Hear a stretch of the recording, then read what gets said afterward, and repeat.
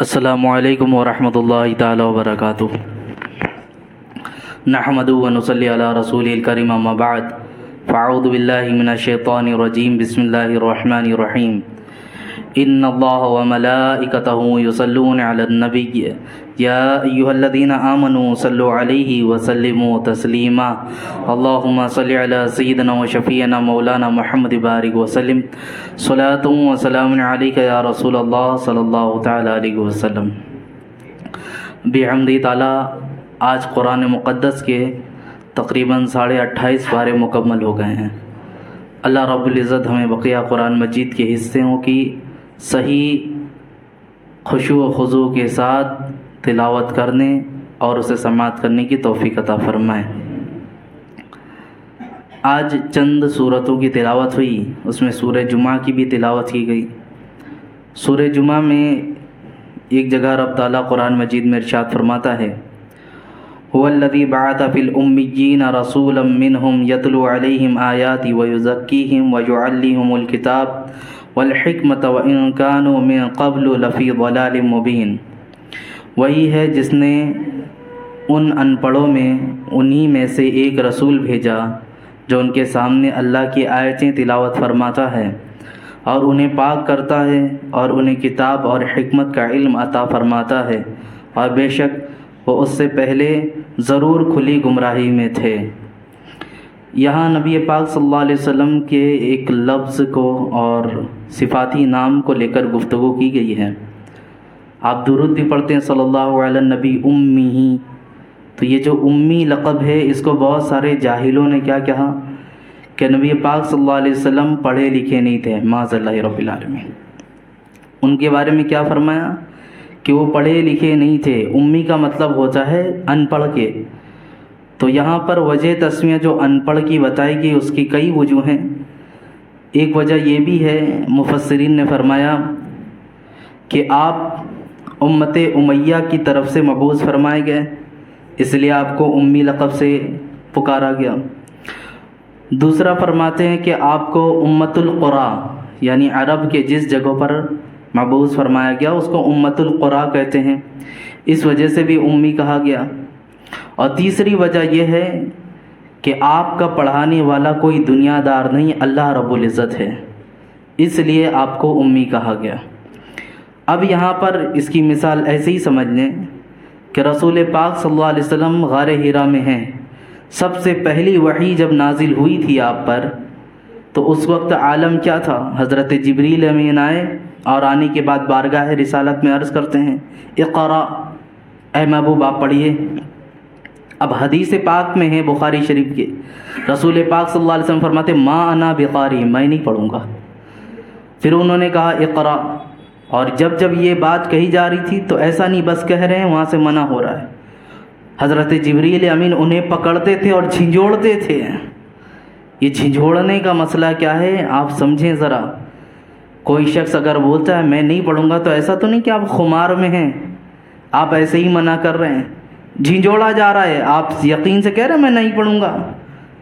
رسول اللہ صلی اللہ علیہ وسلم کے سامنے 3 بار حضرت جبریل امین نے کہا اقرا، پڑھیے۔ حضور صلی اللہ علیہ وسلم نے 3 بار یہی فرمایا ما انا بقاری، میں نہیں پڑھوں گا۔ لیکن جیسے ہی آپ کے سامنے پوری آیت کی تلاوت ہوئی، اقرا بسم ربک الذی خلق، اس رب کے نام پہ پڑھیے کہ جس کے بارے میں فرمایا گیا جس نے آپ کو پیدا کیا ہے۔ اب حضور صلی اللہ علیہ وسلم نے فرمایا اچھا اس رب کے نام پر پڑھنا ہے۔ اب یہاں پہ بہت سارے لوگ ایک بات یہ کہتے ہیں کہ رسول اللہ صلی اللہ علیہ وسلم کو سکھانے والے جو تھے وہ حضرت جبریل امین ہیں۔ کون ہیں؟ کیونکہ حضرت جبریل نے آ کر پڑھنے کے لیے کہا تھا، اس لیے ان کی کم عقل اس بات کی طرف گامزن ہونے لگی کہ حضور صلی اللہ علیہ وسلم کو پڑھانے والا کوئی اور نہیں جبریل ہیں۔ آپ مجھے بتائیں، کوئی بچہ اگر آپ کے پاس آتا ہے اور ابھی وہ پہلی بار آپ کے پاس آیا ہے، پہلی بار، اس نے نہ کوئی سبق پڑھا ہو نہ کوئی سبق یاد کیا ہو، وہ جیسے ہی کلاس میں آئے آپ ڈائریکٹ اسے کریں فلاں چیپٹر کھولے اور پڑھنا شروع کریں، پڑھ پائے گا بچہ؟ وہ تو یہی کہے گا نا ٹیچر سے آپ مجھے پہلے پڑھنا سکھائیں تب تو ہم بتائیں گے کیا ہے سبق میں۔ यही तो होता है ना। यहाँ जिब्रील आके क्या कह रहे रसूल से, आप पढ़िए। हुजूर ने ये नहीं कहा क्या पढ़ूँ मैं, कैसे पढ़ूँ, आप बताओ तो, ये नहीं। हाँ, जो आप रुक रहे थे इसलिए रुक रहे थे, इसकी इल्लत भी यही थी कि सिर्फ जिब्राइल के बोलने पर अगर रसूलुल्लाह पढ़ लेते तो रहती दुनिया तक यही कहा जाता कि हज़रत हुजूर को सिखाने वाले जिब्रील अमीन हैं, क्योंकि उनके बोलने पर ही पढ़ा है। लेकिन जब हज़रत जिब्राइल ने पूरी आयत पढ़ी कि अल्लाह के नाम से पढ़िए जिसने आपको पैदा किया है, अब हुआ हुक्म ये अच्छा अल्लाह के नाम पे पढ़ना है। तो यहाँ पर बात क्या पता चली, उम्मी का मतलब ये नहीं है कि आप अनपढ़ हैं, बल्कि उसकी बहुत सारी वजूहात बताई गई।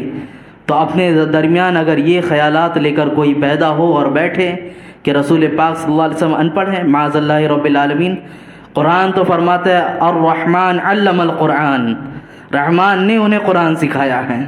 फिर दूसरी जगह पे इरशाद फरमाता है वअल्लमका मा लम तकुन तालम व कान फज़लुल्लाहि अलैका अज़ीमा, अल्लाह रब्बुल इज़्ज़त ने आपको वो सारी बातें सिखा दी जो आप नहीं जानते थे, यहाँ तक कि ये आप पर अल्लाह रब्बुल इज़्ज़त का बहुत बड़ा फजल है। ये सारी चीज़ें किस तरफ गामज़न होती आए थे, ये बात इस बात की तरफ गम्माज़ी करती कि रसूल पाक सल्लल्लाहु अलैहि वसल्लम को सिखाने वाला कोई दुनियादार नहीं बल्कि उनका रब ताला था। अब यहाँ पर एक हिकमत और मैं आपके सामने पेश कर दूँ। हुजूर सल्लल्लाहु अलैहि वसल्लम के बचपन में ही उनकी वालिदा और वालिद का भी इंतकाल हो गया। आप दुर्रे यतीम हैं, इसमें बहुत बड़ी हिकमत आप समझें, क्योंकि जब भी बच्चा बड़ा होता है, परवान चढ़ता है, लोग किसके ऊपर डालते हैं, इसके माँ बाप ने बड़ी अच्छी तरबियत की है। और अक्सर बच्चे वो बिगड़े हुए नज़र आते हैं जिनके माँ बाप के सर पे, जिनका माँ बाप का साया बच्चों पर नहीं होता।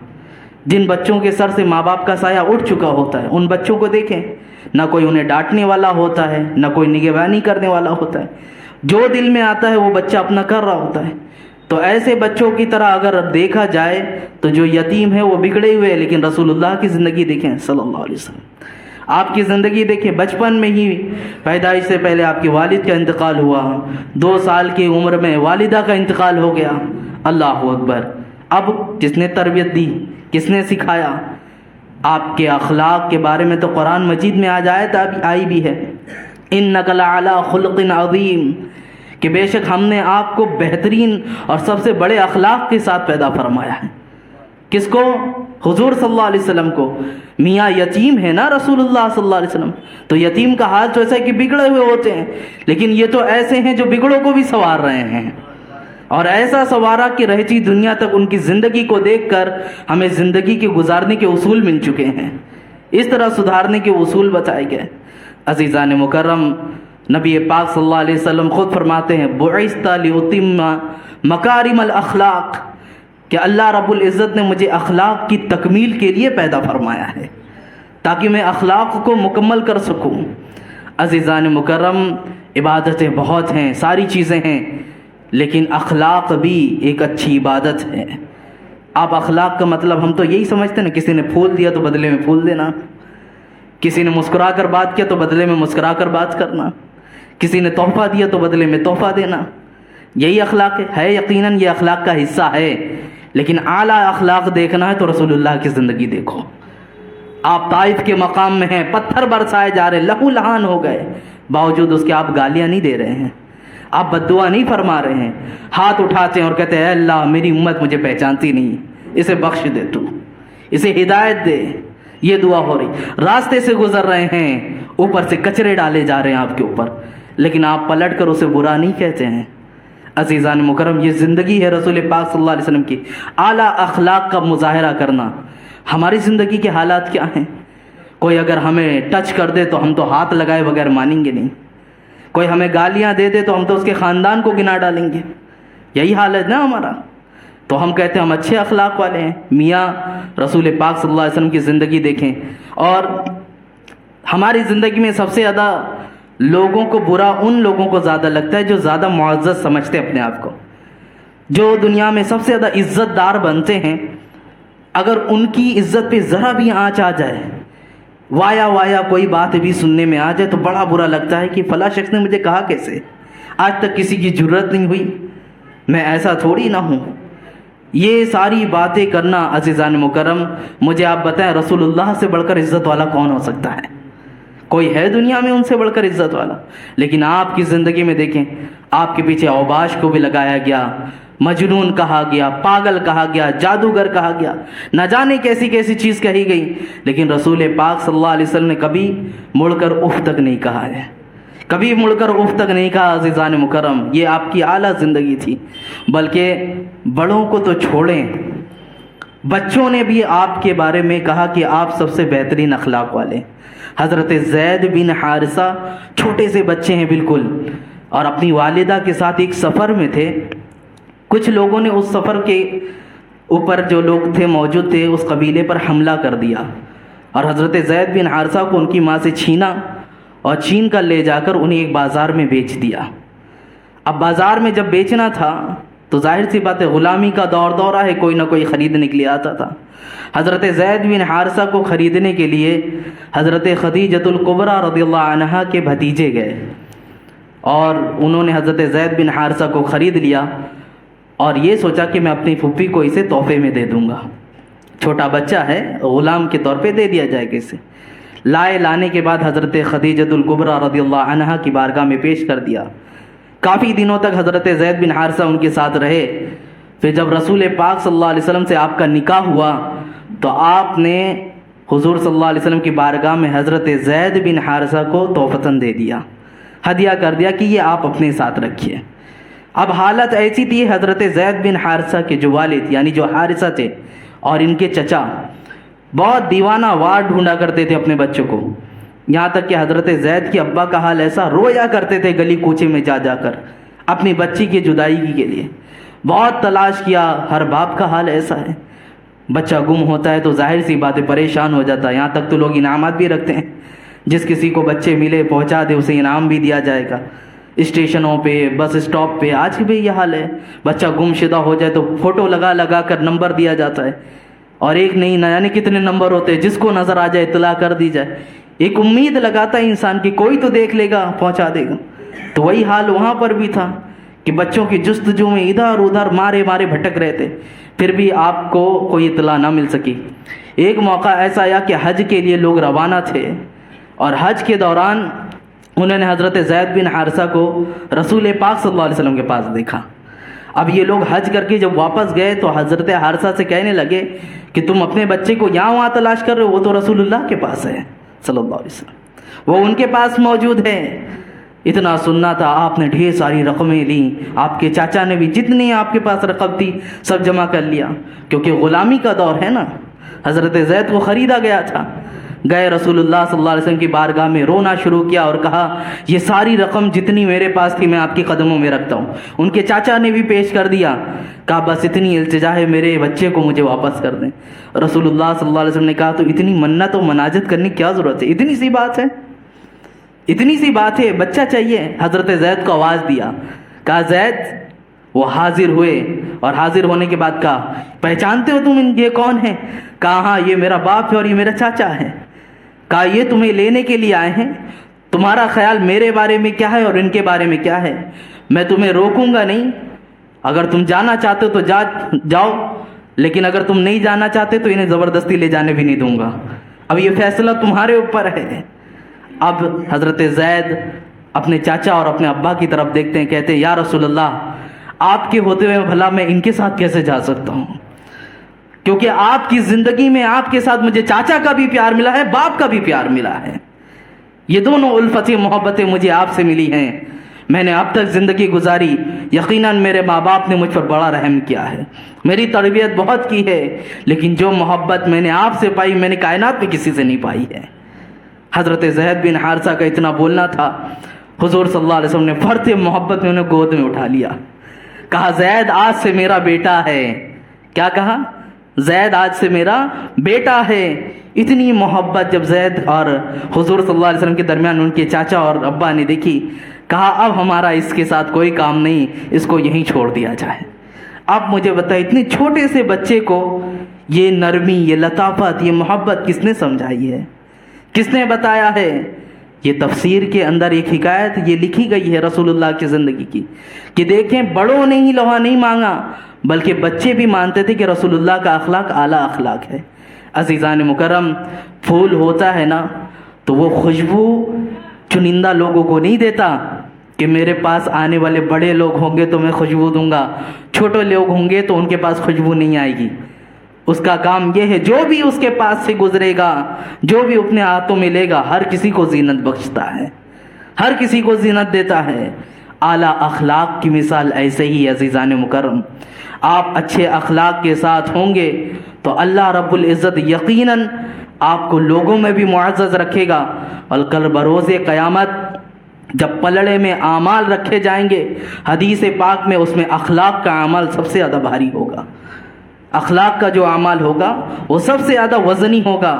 اس لیے آپ سمجھ لیں جس طرح فرضی عبادت کو ہم توجہ دیتے ہیں، نماز ہے، روزہ ہے، زکوٰۃ ہے، حج ہے، یہ ساری چیزیں فرض کی گئی ہیں، ان ساری چیزوں کو فرض کیا گیا نا، تو آپ ان کو اہمیت دیتے کہ نہیں میں نے ادا کرنا ہے، میں نے کرنا ہے۔ اس کے بارے میں بھی آپ کو دھیان رکھنا کہ ہمیں اچھے اخلاق کو اپنانا ہے، ہمیں حسن اخلاق کے ساتھ لوگوں کے ساتھ پیش آنا ہے۔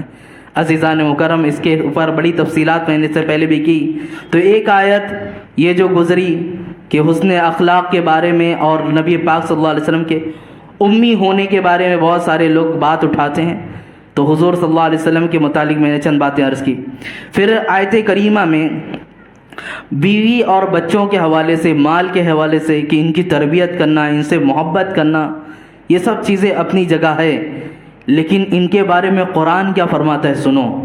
رب تعالیٰ قرآن مجید میں ارشاد فرماتا ہے، یا ایھا الذین آمنوا ان من ازواجکم واولادکم عدوا لکم فاحذروہم وان تعفوا وتصفحوا وتغفروا فان اللہ غفور رحیم۔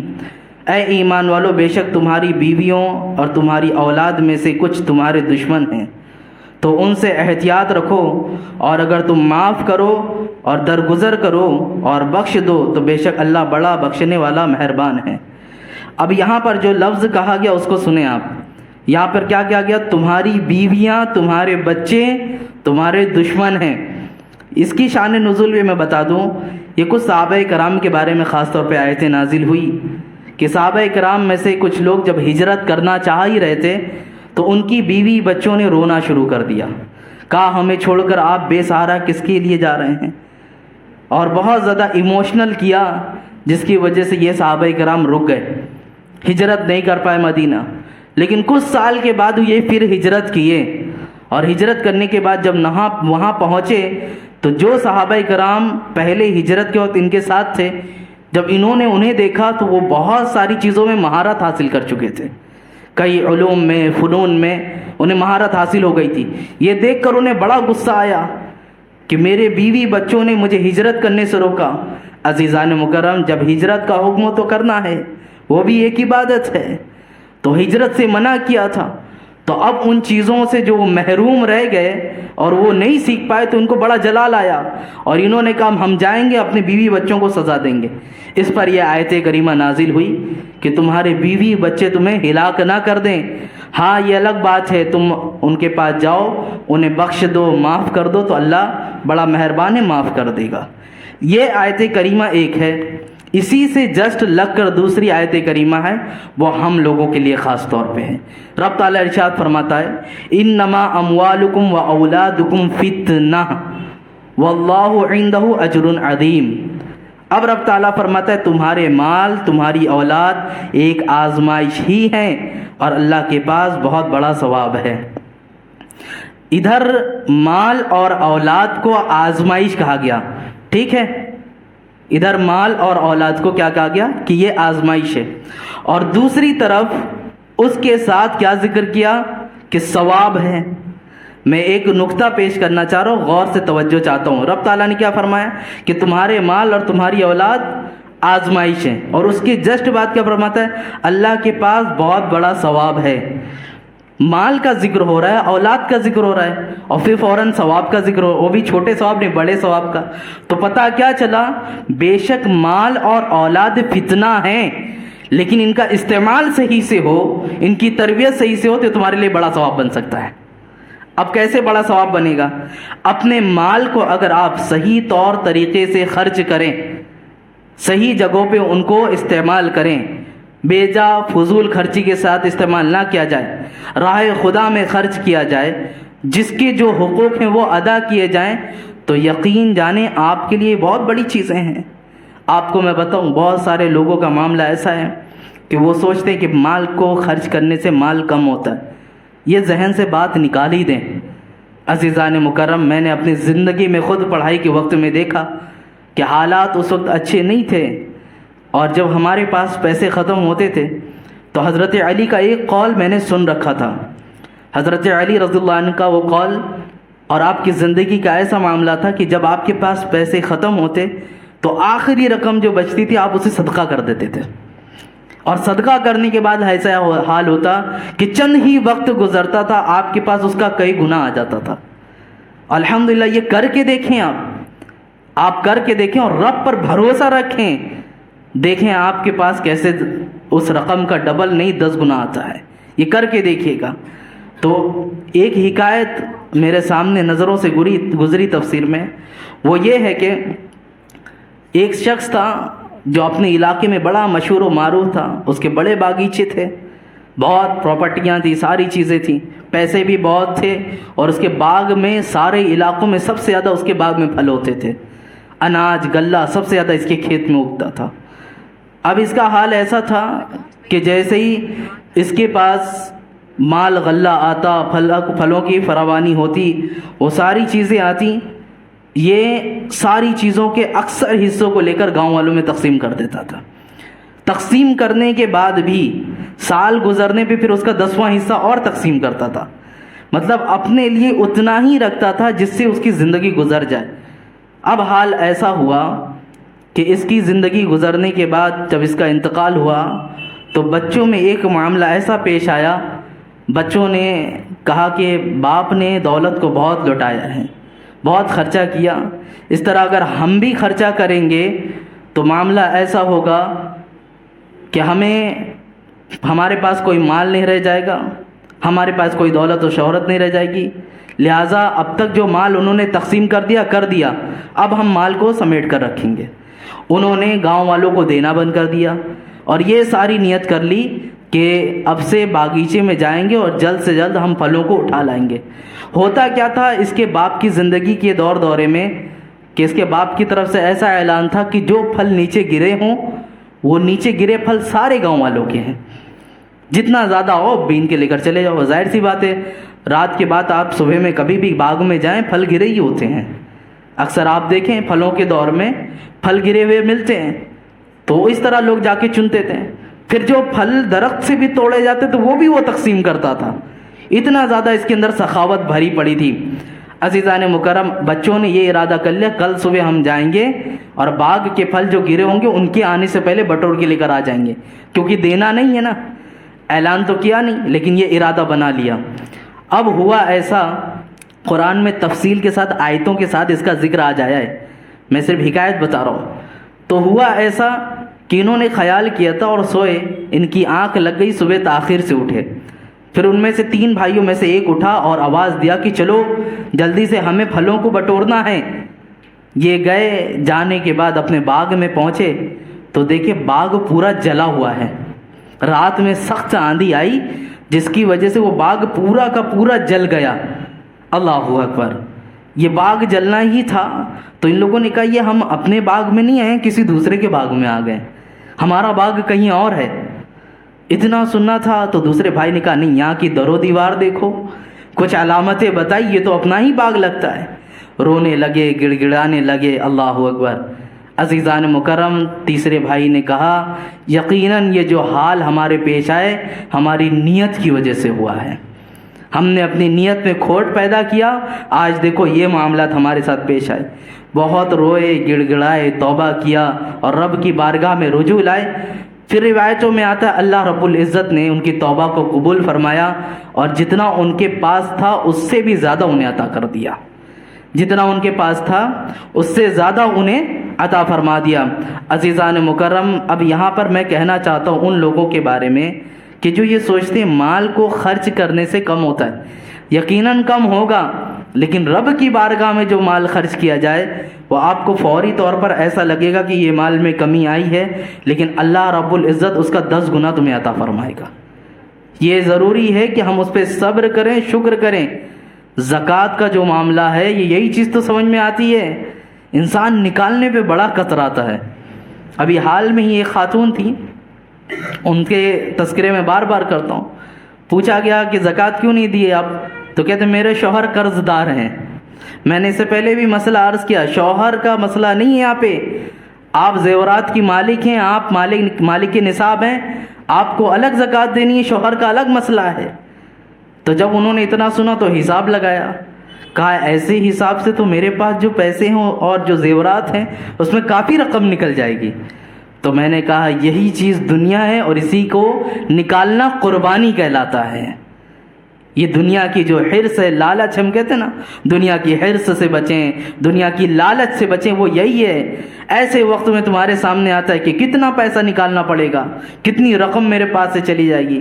عزیزان مکرم، یہ قرآن ہم جو سنتے ہیں، سیکھتے ہیں، یہ قرآن ہمیں درس اسی چیز کا دیتا ہے کہ ہمیں زندگی کس طرح گزارنا ہے۔ میں بارہا کہتا ہوں، ہر علاقے میں اگر لوگ جس طرح ان پہ زکوٰۃ واجب ہے اس کے مسائل کو سیکھ کر کہیں مت جائیں ادھر ادھر، ہر علاقے میں ہر مسلمان اپنے گرد و پیش کا ہی جائزہ لے لے، بلکہ میں دوسرے الفاظ میں یہ کہہ دوں، ہر شخص اپنے پڑوسی کو خالی دیکھ لے کہ میرے پڑوس میں کتنے لوگ ایسے ہیں جو زکوٰۃ کے مستحق ہیں۔ ہر شخص یقین جانے مسلمانوں کے درمیان سے غربت ختم ہو جائے گی۔ یہ کوئی ایسی ویسی بات نہیں کروں میں، اس طرح لوگوں کے درمیان زکوٰۃ واجب ہے۔ گھر میں 7 افراد ہیں، 8 افراد ہیں، سب کمانے والے ہیں، لیکن زکوٰۃ نکالنے کی بات آتی ہے تو دادا ہی نکالیں گے۔ عزیزان مکرم، ان چیزوں سے بچیں، مسائل سیکھیں۔ سخت وعیدیں ہیں، یہ سونے چاندی کو جو عورتیں بچا بچا کے رکھتی ہیں، ٹگلا ٹگلا کر ان کے بدنوں پہ ڈالا جائے گا۔ یہ سانپ بچھو کی شکل میں ان کے قبروں میں موجود ہوں گے، کیا حال ہوگا اس وقت؟ بہرکیف بات طویل نہ ہو جائے، چند آیتیں اور بچی ہیں، میں اس پر آپ کے سامنے گفتگو کروں۔ یہاں پر ایک آیت رسول پاک صلی اللہ علیہ وسلم کی شان بڑھاتی ہوئی دکھتی ہے۔ آج جو تلاوت ہوئی سورہ قلم میں ہے، رب تعالیٰ ارشاد فرماتا ہے، اتلم بعد ذالک ذنین، سخت مزاج اس کے بعد ناجائز پیداوار ہے۔ اب یہ ولید بن مغیرہ مخزومی، یہ ملعون، ایک ایسا شخص کہ جس کے بارے میں بتایا گیا انسان تعریف پسند ہے، انسان کی عادت ایسی کہ تعریف کی جائے۔ اس کی زندگی کا بھی یہ معاملہ تھا، حج کرنے کے لیے لوگ آتے تھے، یہ حجاج کے لیے 100 اونٹ ذبح کرواتا تھا، 100 اونٹ ذبح کرا کے ان کو کھانا کھلاتا تھا۔ یہاں تک کہ خانہ کعبہ کی تعمیر کے لیے بھی اس نے بڑھ چڑھ کر حصہ لیا، اور یہ کہا کہ کوئی بھی اپنے حرام پیسے کو خانہ کعبہ کی تعمیر میں استعمال نہ کرے۔ اور یہ گیا اور اس نے ہتھوڑے مارنا شروع کیے، 2 کونے اس کے توڑے گئے۔ لوگوں نے کہا ولید جو کام کر رہا ہے اس سے ہمیں ڈر لگتا ہے، تو اس کو یہ کام کرنے دو، کہیں ایسا نہ ہو کہ اللہ کا عذاب اسے آئے اور ہمیں بھی لے جائے۔ تو لوگوں نے انتظار کیا، رات بھر انتظار کرتے اس کو دیکھتے ہیں، اگر اس کا یہ کام صحیح ہے تو اسے عذاب نہیں آئے گا۔ ولید نے ہتھوڑا مارتے وقت کیا کہا تھا، اے اللہ میری نیت خالص ہے، ایسا کر کے کیا۔ خیر اس نے جو کام کیا اس پر عذاب تو نہیں آیا، لیکن جملے یہ تھے میری نیت خالص ہے، لیکن لوگوں کے درمیان اس کی دوسری نیت یہ تھی تاکہ مجھے معزز سمجھا جائے، مجھے بڑا اور مکرم سمجھا جائے، خانہ کعبہ کی تعمیر کا ایک ذریعہ بننے والا سمجھا جائے۔ یہ ساری اس کی نیت میں داخل تھی۔ بہت ساری وہ نیکی کا کام کرتا تھا، یہاں تک کہ حجاج کو وہ 100 اونٹ تو کھلا رہا ہے، لیکن گھر پہ کوئی اگر مانگنے کے لیے آ جائے تو اس کو دیتا نہیں تھا۔ عزیزان مکرم، یہ حالات آج ہمارے دور میں بھی ہے۔ 100 دیگیں چڑھوانی ہیں، 500 دیگیں وہاں پہ ہو رہی ہے، رسید لے کے جاؤ، برابر دیتے ہیں۔ کیوں؟ کیونکہ ان 2 دیگوں والوں کے بارے میں جب لسٹ گنائی جائے گی کہ کس کمیٹی نے بنایا ہے، کون انتظامیہ تھا، نام لے لے کے ہار پہنا کے پیش کیا جائے گا تو نام سامنے آئے گا۔ یہ ریاکاری ہے عزیزان مکرم۔ اسی کی بنسبت اگر ان کے پاس مدارس کی کتاب کے لیے، مسجد کی تعمیر کے لیے، یہ سب چیزوں کے لیے کوئی حاضر ہو جائے تو یہ اپنی بغلیں جھانکنا شروع کر دیتے ہیں۔ اگر ان کے درمیان یہ چیزیں ہیں کہ ان چیزوں میں بڑھ چڑھ کر حصہ لینا اور ان چیزوں میں ذرا بھی توجہ نہ دینا، تو یہ آپ کی زندگی کا ایک ایسا معیار ہے کہ آپ اپنی زندگی سے یہ بتاتے کہ میں نے کام کس طرح کرنا ہے۔ جہاں نام و نمود ہو رہا ہے وہاں میں بڑھ چڑھ کر حصہ لیتا ہوں، جہاں ہمارا نام نہیں آتا وہاں ہم چھپے ہوئے ہیں۔ تو بہرکیف اس کا بھی حال ایسا ہی تھا ولید بن مغیرہ کا۔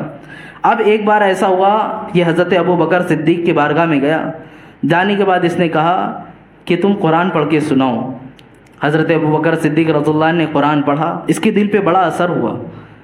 اب یہی بات ابو جہل کے پاس پہنچی اور ابو جہل سے لوگوں نے کہا کہ ولید قرآن سن رہا تھا ابو بکر کے پاس جا کر، اور آ کر اس نے کہا کہ میں واللہ جو قرآن سن کر آیا ہوں وہ کسی انسان کا کلام نہیں، کسی جن کا کلام نہیں، کوئی شعر و شاعری نہیں ہے، کیونکہ میں ان تینوں چیزوں سے واقف ہوں۔ ولید بہت بڑا شاعر بھی تھا، جنوں کی باتیں بھی سمجھتا تھا، اور اس کو عربی لینگویج پہ بڑا عبور تھا، اس لیے اس نے کہا قرآن کسی انسان کا کلام نہیں ہو سکتا۔ تو لوگوں نے کہا اس کے اوپر اسلام کا اثر ہونا شروع ہو گیا ہے۔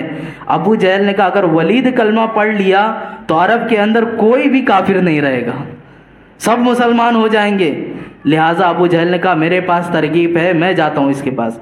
ولید کے پاس گیا ابو جہل، اور جانے کے بعد اس کو کیا بولتا ہے کہ لوگ تمہارے بارے میں باتیں بنا رہے ہیں کہ تم ابو بکر صدیق کے پاس جا کر ان سے رقم لے رہے ہو، پیسہ لے رہے ہو۔ کہا یہ کیسی بات ہے، میں خود ایسا ہوں جو لوگوں کو پیسہ بانٹتا ہوں، پیسہ خرچہ کرتا ہوں جگہوں جگہوں پر، حجاج کے لیے 100 اونٹ میں ذبح کرواتا ہوں، سارے احسانات گنانا شروع کر دیا۔ کہا اگر ایسی بات ہے تو میں قسم کھاتا ہوں آج کے بعد نہ میں ابو بکر کے پاس جاؤں گا، نہ رسول اللہ کے پاس جاؤں گا، کسی کے پاس نہیں جاؤں گا۔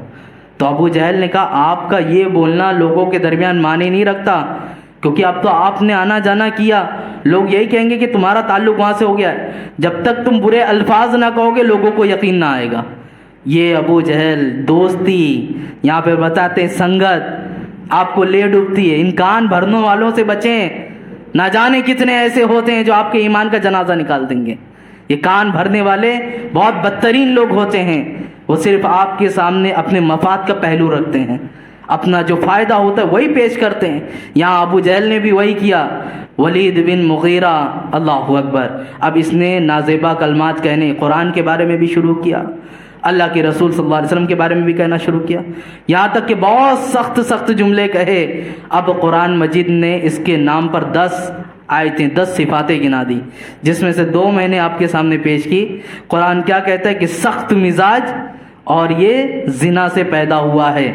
کس کے بارے میں ہے؟ ولید بن مغیرہ کے۔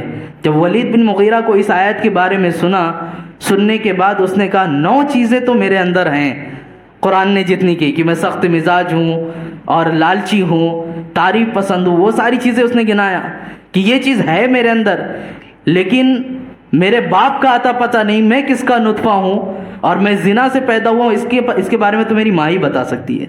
وہ یہ آیت سن کر بھاگا اپنی ماں کے پاس گیا، اپنی ماں کو زمین پر پٹکا، سینے پر غصے پہ چڑھ کر بیٹھ گیا، کہا اے ماں بتا، سچ سچ بتانا کہ میں کس کی اولاد ہوں، میں حلال کی اولاد ہوں یا حرام کی اولاد ہوں۔ اللہ اکبر۔ ماں نے کہا اگر تو حلال کی اولاد ہوتا تو اپنی ماں کو پٹک کر سینے پہ ہرگز نہ بیٹھتا، اگر تو حلال کی اولاد ہوتا تو اپنے ماں کو یوں پٹک کر اس کے سینے پہ ہرگز نہ بیٹھتا۔ کہا فلاں وقت پہ ایک چرواہے نے مجھ سے بدکاری کی تھی، اسی کی وجہ سے حمل ٹھہرا تھا اور تو اس سے جنا گیا ہے، تو اس کا نطفہ ہے۔ عزیزان مکرم، یہاں قرآن ایک مزاج دیتا ہے کہ رسول پاک صلی اللہ علیہ وسلم کی شان میں جو لوگ گستاخیاں کرتے ہیں یقیناً وہ جا کے اپنے باپ کا پتہ لگائیں، ان کے نطفے کا عطا پتہ نہیں ملے گا انہیں، وہ جا کر اپنی ماں سے پوچھیں۔ جو لوگ ایک مزاج بتا رہا ہوں میں، قرآن ہمیں مزاج کیا دیتا ہے۔ چیلنج ہے میرا، جنہوں نے بھی رسول اللہ صلی اللہ علیہ وسلم کی شان میں گستاخیاں کی وہ جائیں، جا کر پوچھیں اپنی ماں سے کہ جس وقت یہ حمل ٹھہرا تھا اس سے پہلے اس کی ماں نے کہاں منہ کالا کیا تھا، کس جگہ اس کے ساتھ معاملات ہوئے تھے۔ یقیناً اس کو بھی قرآن کی روشنی میں پتہ چل جائے گا کہ اس کا باپ کون ہے، جس سے شادی ہوئی تھی وہ ہے یا کسی اور کے ساتھ یہ حمل ٹھہرا تھا۔ عزیزان مکرم، یہ رسول پاک صلی اللہ علیہ وسلم کی شان میں آیتیں نازل ہوئیں۔ اور بھی کئی چیزیں ہیں، وقت کی قلت دامنگیر ہے، انشاءاللہ اگلی محفل میں اور بھی صورتوں کی تلاوت ہوئے گی۔ بہت ساری صورتیں جن کی فضیلتیں بھی بیان کی گئی، سورہ جمعہ ہے، سورہ تبارک ہے، سورہ ملک جسے ہم کہتے ہیں، ان کی بڑی فضیلتیں ہیں، آپ نے بارہا سنا بھی ہے۔ تو ان صورتوں کی تلاوت ہوئی، ان چیزوں کو آپ کے سامنے پیش کرنا اور بیان کرنا، یہ مقصد اسی لیے ہے کہ ہم قرآن سن کے بس یوں ہی گھر نہ چلے جائیں۔ ہر دن قرآن نے ہمیں کیا پیغام دیا، ہم آیت کریمہ کھڑے ہو کے سنتے ہی ہیں نا، ان کو سن کر اگر ہم سمجھنے لگے اور اس کے اعتبار سے زندگی گزارنے لگے تو یہ رمضان جو ہمارے درمیان آیا ہے ہماری زندگی کا سب سے بہترین رمضان ہوگا۔ عزیزان مکرم، صحابہ کرام کی زندگی کیسی تھی؟ قرآن سنتے تھے، روتے تھے۔ ہمیں آج نیند آتی ہے، وجہ کیا؟ ہمیں سمجھ میں نہیں آتا نا، ہم سمجھتے نہیں ہیں، بلکہ وقت دیکھتے رہتے، 4 رکعت کے بعد ابھی کتنا وقت ہوا، 10 رکعت پہ کتنا ہوا، 16 رکعت پہ کتنا ہوا، یہی ہوتا ہے نا، گھڑی دیکھنا، کل جو جلدی ہو گئی تھی تو آج تاخیر ہوئی ہے، آج جلدی ہو گئی تو کل تاخیر ہوئی تھی۔ یہ سارے پیمانے لے کر ہم بیٹھے ہوتے ہیں۔ یہ ساری چیزیں کیوں ہیں؟ کیونکہ قرآن کی حلاوت اور اس کی مٹھاس ہم نے محسوس نہیں کی۔ قرآن کو اگر اس لیے دیکھا جائے اور ہم یوں سوچیں کہ اللہ رب العزت کی دی ہوئی ایک رسی ہے یہ، جس کا ایک سرا اس کے ہاتھ میں اور دوسرا سرا ہمارے پاس ہے، جو پکڑا گویا وہ رب کے پاس پہنچے گا، تو یقین جانے وہ سنے گا کیوں نہیں سنے گا، وہ بالکل محبت کے ساتھ سنے گا۔ کافروں کا حال ایسا ہے کہ قرآن سنتے تھے، وہ انکار کرتے تھے رسول اللہ کا، لیکن حال ایسا تھا جب نبی پاک صلی اللہ علیہ وسلم تلاوت کرتے تو کھڑکیوں سے چھپ چھپ کر سنا کرتے تھے۔ ان سے پوچھا جاتا جب تم قرآن سنتے ہو تو ایمان کیوں نہیں لاتے؟ کہا وہ الگ بات ہے، لیکن اس کے سننے میں بڑا مزہ آتا ہے، اس کے سننے میں بڑا مزہ آتا ہے۔ تو ایک بار اس کی لطافت کو محسوس کریں قرآن کو، انشاءاللہ دیکھیں اس کے اثرات دل پر مرتب ہوں گے، اور جب دل ہلکا ہوگا اور دل پاک ہوگا یہ آنکھیں خود بخود چھلک اٹھیں گی، یہ آنکھوں سے خود بخود رونا آئے گا، اور جس دن ان آنکھوں کے اندر وہ پانی آ جائے آپ سمجھ جائیں کہ دل کے اوپر اثر شروع ہو گیا ہے اور یہ دل ہلکا ہونا شروع ہو گیا۔ بہرکیف انشاءاللہ کل 25ویں شب بھی ہے اور طاق راتیں شروع ہیں، طاق راتوں میں اپنے اپنے اعتبار سے سب عبادتیں کر رہے۔ کل انشاءاللہ ہماری اس مسجد میں ذکر کا بھی اہتمام ہوگا، تو آپ لوگ اس اعتبار سے ہی آئیں۔ اگر آپ کے کوئی کام وغیرہ ہیں تو تھوڑا اسے ڈیلے کر کے آئیں۔ کوشش یہ کریں گے کہ اپنے وقت محدودہ میں، جس وقت میں ہم یہاں رہتے ہیں اسی وقت میں محفل کو سمیٹیں، لیکن اگر کبھی زیادہ ہو جاتا ہے تو اس کی پرواہ نہ کریں، رب کی بارگاہ میں آئیں، ذکر کریں گے اور اپنی طرف سے جو بھی خراج عقیدت ہوگی پیش کریں گے۔ اللہ رب العزت ہماری ان محفل کو اپنی بارگاہ میں قبول فرمائے۔ اے پاک پروردگار عالم ہم سب کو قرآن کی خوب برکتوں سے مالا مال فرما۔ مولا تعالیٰ کہنے سننے سے ادا عمل کی توفیق عطا فرما۔ مولا یہاں جتنے لوگ بیٹھے ہیں ہم سب کو اٹھنے سے پہلے بخشوں میں شمار عطا فرما۔ مولا تعالیٰ ہم سب کی دلوں کی کدورتوں کو دور فرما۔ اے اللہ نگاہوں کی حفاظت عطا فرما، زبانوں میں نرمی عطا فرما، اخلاق میں نرمی عطا فرما، شرم گاہوں کی حفاظت عطا فرما۔ اے پاک پروردگار عالم جانے انجانے میں کسی سے سخت جملہ ہم نے کہہ دیا جس سے دل ٹوٹا ہو، مولا تو اس کے دلوں میں ہمارے لیے نرمی عطا فرما، اس کے دلوں میں ہمارے لیے معافی کا پروانہ عطا فرما۔